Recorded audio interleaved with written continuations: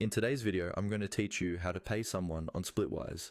By the end, you'll know exactly how to record a payment so your balances are accurate and everyone is on the same page.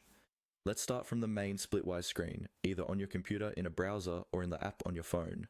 Make sure you're logged into your account so you can see your current friends, groups, and balances. If you're using a browser, go to the Splitwise website and sign in. Once you're in, you'll see a list of people and groups you share expenses with. Next, find the person you want to pay. This will usually be someone you've recently shared expenses with, like a roommate, a friend you travel with, or a partner. On the left side or in your friends list, click on their name. This will open your detailed balance with that specific person, showing how much you owe them, how much they might owe you, and any shared expenses between you. On this page, look for the option that says Settle Up. This is the button you'll use whenever you want to record a payment.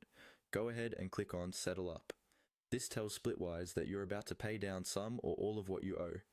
After clicking, you'll be asked to choose a payment method. Depending on your region and your setup, you might see options like cash, bank transfer, or other connected payment services. If you're just tracking the payment and sending money separately, pick something like cash or bank transfer.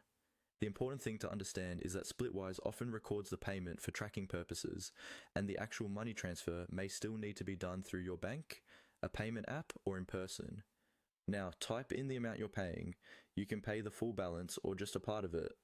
Check the number carefully to make sure it matches what you actually sent or plan to send. This is also a good time to double check the currency and ensure you're paying the correct person. Once everything looks right, click on Save. Splitwise will update your balance with that person to reflect the payment you just recorded. You should now see that the amount you owe has gone down, or it might be fully settled, and that's it. You've successfully paid someone on Splitwise.